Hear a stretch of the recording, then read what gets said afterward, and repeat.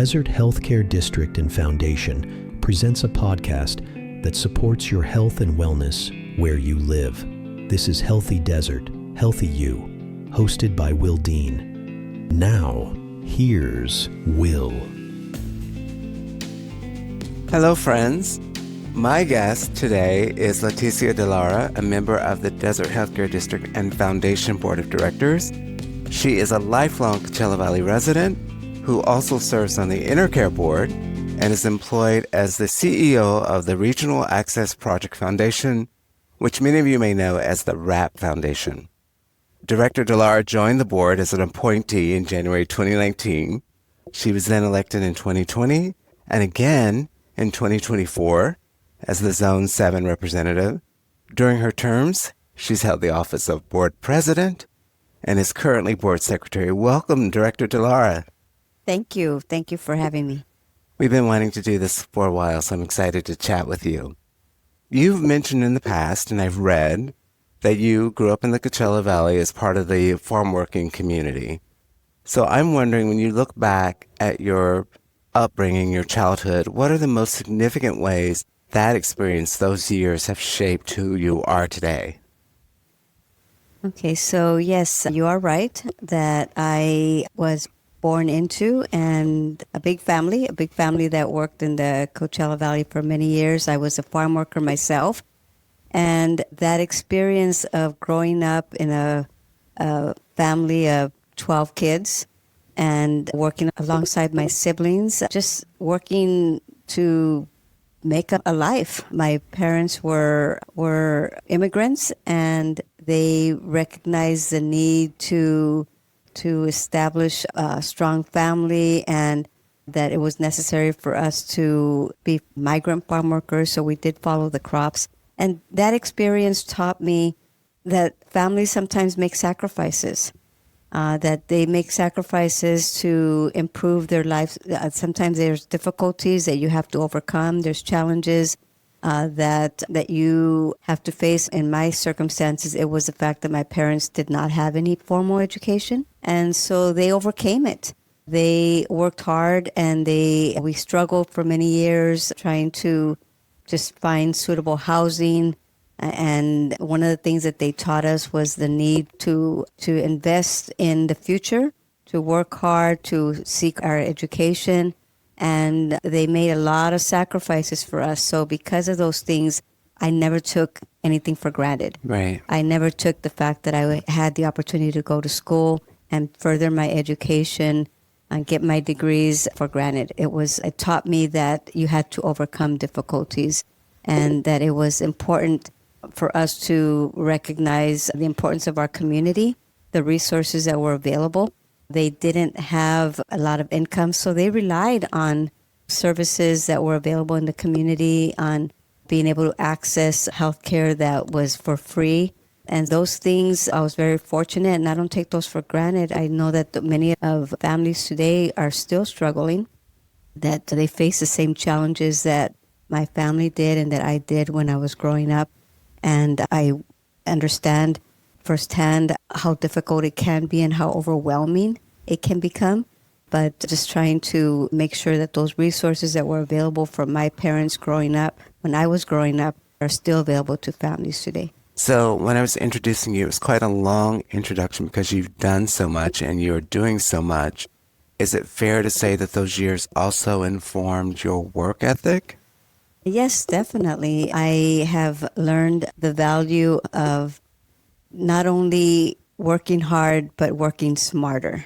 Okay. To be able to learn from others, to be able to work with others, being able to form valuable relationships through years of getting to know people and doing my part to improve relationships and to have people that I can count on. So my work ethic is always doing my best, always working hard, and never falling short of what others people expect from me. And I think that the work that I've done in the public service has been very rewarding.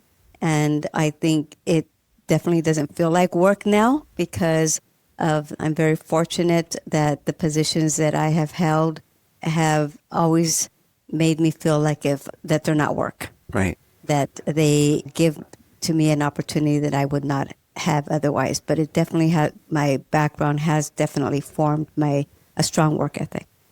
Before we get into more of your career and including what you're doing with the district, I wanted to ask about being part of the migrant farm working community. I lived in the Valley a long time, in the Western Valley, and I'm sometimes surprised that people on the Western end don't really know much about the farm working community. What would you say is the biggest misperception about migrant farm workers in the Valley? I think the misconception is that families do not want to get involved, that there's a hesitance to actually move beyond their conditions, their place. And that could be because many farm families like myself, we relied on each other, so we became a community amongst ourselves. Right. It didn't mean that we didn't want to be part of a bigger community, but when you share language, when you share families, you have the same babysitters, you go to the same schools, Culture. it becomes a smaller community. And I see that in our Eastern community, the families that are living there now, that many of them have the same kind of structures but it's not to say that they don't want to be part of the greater community, but it's just that there's a sense of belonging, a sense of culture. So they do tend to rely on each other. But I think that's a misconception, is that they don't want to integrate, that they don't want to be part of something else. See. And that's not true. I think Right. it's just that they feel comfort, they feel the sense of belonging with one another. But they, like my family, understood the need to be part of our surrounding community as well. And sometimes, or probably a lot of times, there are long hours involved when Yes. you're doing farm work. That's correct. Those long hours could be in good times, when that means that there's lots of work. It could be starting very early in the pre-dawn hours and coming out until the evening, and working the weekends. And for me, when I was in school, during the holidays, working weekends. So that's what many families do. And so they have the same hours. They work together, they rest together. So there's definitely a sense of community, of going through the same experiences that other families like yourselves are going through. So I want to talk about your career. It's really very impressive. I know prior to joining RAP as CEO and the Healthcare District Board, you worked for 2 Riverside County supervisors. You were, I believe, District Director for Supervisor John Benoit and Chief of Staff for Supervisor Roy Wilson. What is the most important thing that you learned about politics, the effectiveness of politics, being in such close proximity to 2 pretty high officials in the county? I think I learned from both of them that it wasn't politics, it was more of public service, serving others. And I had the fortune of working first with Supervisor Wilson, who was my mentor. He taught me how to be a better listener, how to be able to bring people together and figure out difficult situations, figuring out possible solutions, looking at things at different ways, and being able to connect people to resources. So it wasn't politics, it was service. Public service. His favorite saying used to be that he expected his team to be bureaucracy busters, to break through the bureaucracy, to help people, to be of service to people. I love that. So that's what we did, and I love that. And later on for John, he brought a lot of experience working in public safety and also in the state politics. And he also recognized the need to serve the community, and he had high expectations of his team as well, to be there to be able to bring to the attention of the public officials of issues that were affecting families. So I think that's what I learned best of all, that it was about serving others. Okay, excellent. I'm wondering, when it came to your introduction to the healthcare district, was it through the supervisor's office? How did you find out about the Desert Healthcare District? Starting with the time that I worked for Supervisor Wilson, I was in charge of a lot of the social service issues, the people issues, what I used to refer to. So that included healthcare. So that brought me the opportunity to actually become familiar with the healthcare district, to actually attend meetings. I would be here in Palm Springs office several times, just hearing about issues that were sometimes related to the county issues and grants that were being considered, or even providing public testimony on issues. So that's how I first learned of it. And through the years, working with different leaders at the healthcare district, working sometimes in collaboration, looking for opportunities for how we could share resources or work together. And we did, I think, some good projects. Through the years, as I transitioned into the private sector or the nonprofit sector, I had a better understanding of the healthcare district. So I actually looked for ways that we could collaborate together, because there was less resources. That I felt that in my position as a CEO of the Regional Access Project Foundation, that it was necessary to, again, work smarter. How do we collaborate rather than duplicate, rather than there's never enough resources, and so we need to figure out how we can work together. And I think there was a couple of interesting projects that we actually came about because of ideas, that there was something that we talked about and that we worked together, not only with the RAP Foundation, but other nonprofit leaders, that we were very purposeful in involving the healthcare district, recognizing that the healthcare district was the premier organization for the Coachella Valley in terms of resources and the purpose for why it existed. Yeah, there's been a lot of projects through the years that I'm very proud that we've been able to create and to further along. So you were very familiar with the district. You were attending meetings. They were collaborating on projects. Yeah. So when it came time to, or when you were appointed, was there any hesitation, or you were just ready to go? I attended a meeting. I remember that meeting. It was an evening meeting, and I came for another item on the agenda, and really I think it had to do with the expansion. And they were asking for input and trying to gain support for it, the expansion towards the Eastern Coachella Valley. So I came for that. And when I attended the meeting, I understood a little bit about it, but it wasn't until after the meeting that I went home and I started thinking, there's going to be 2 positions that are going to be available. And I can think of some really interesting people that would be very qualified.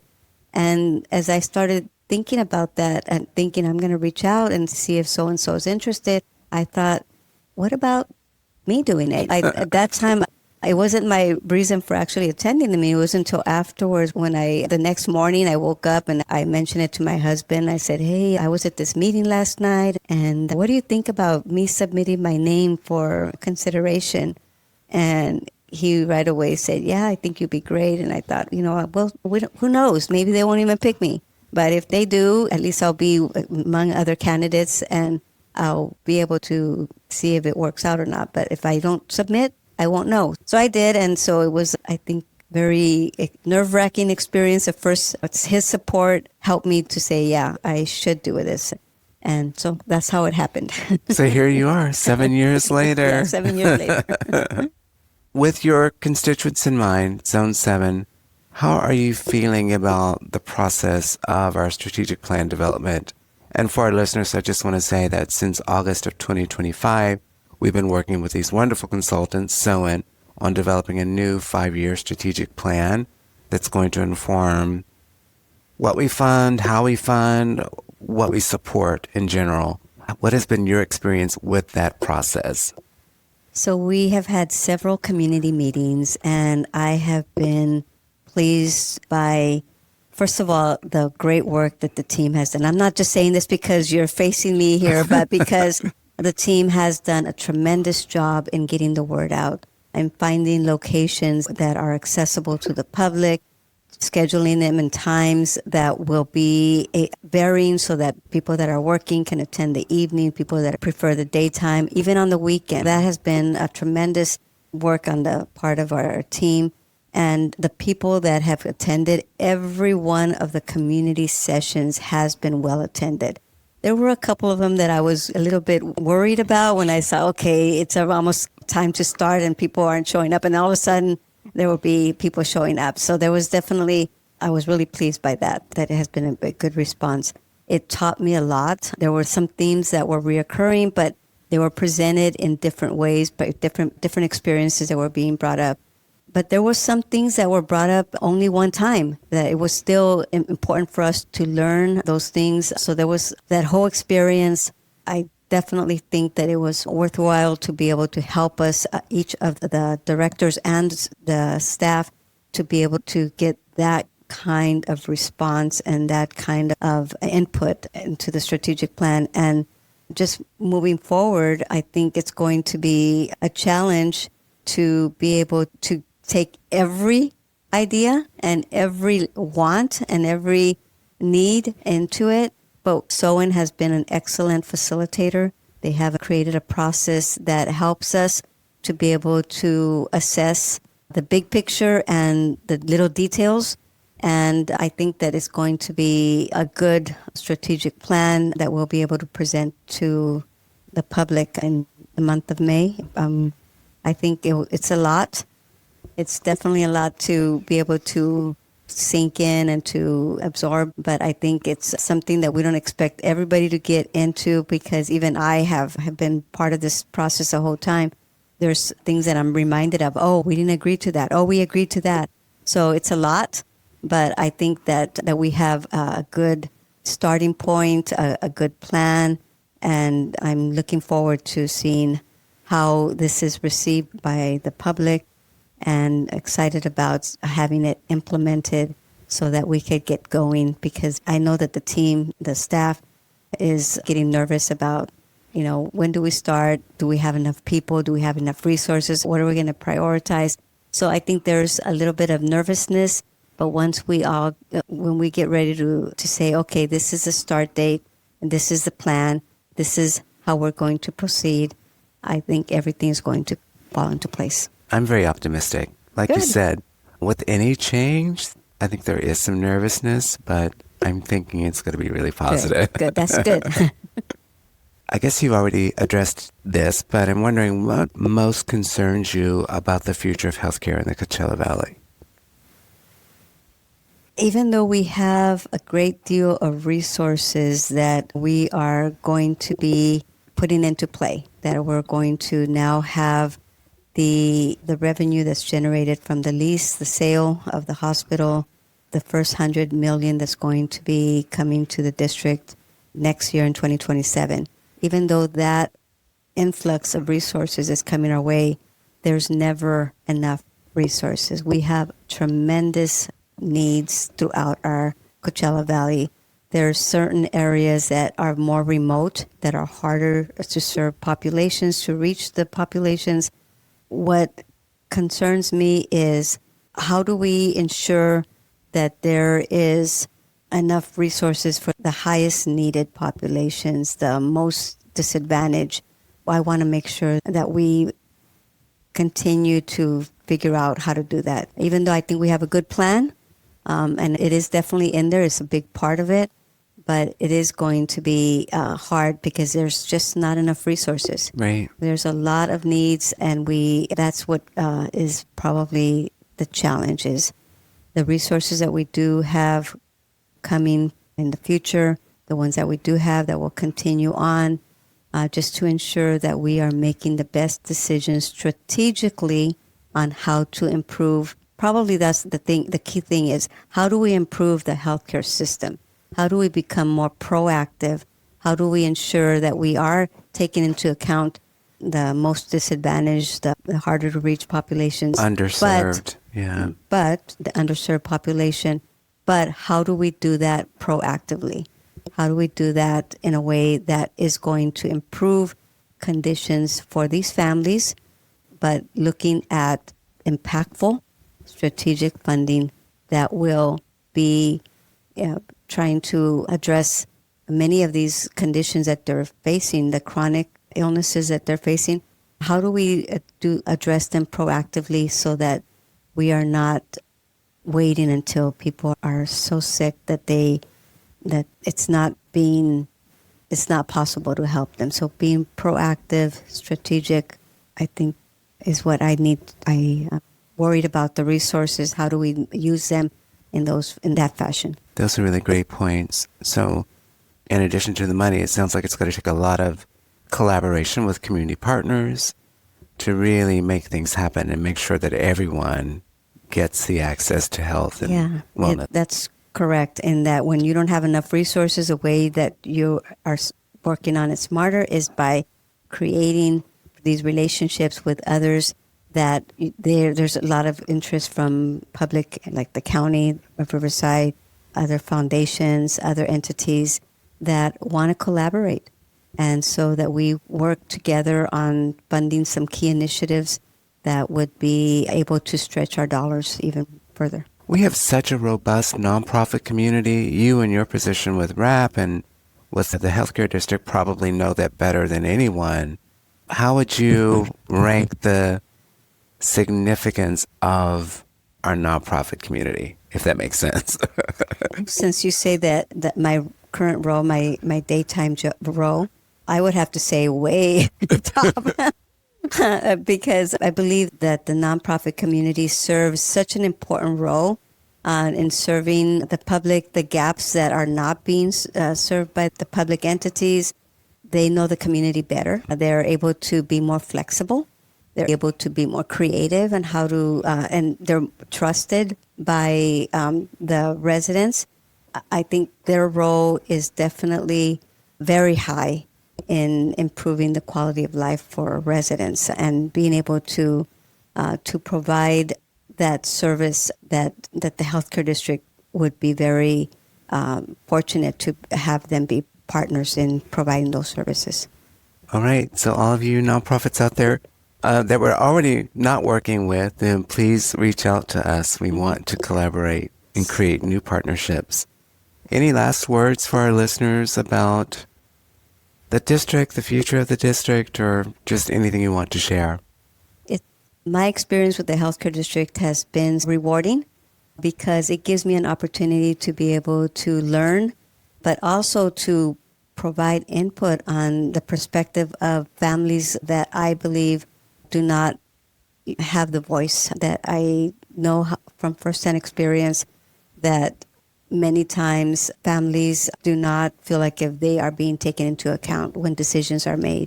And so I believe that is my role, is to be an advocate, to be the voice for families like myself and my own family growing up and families that are going through similar situations today.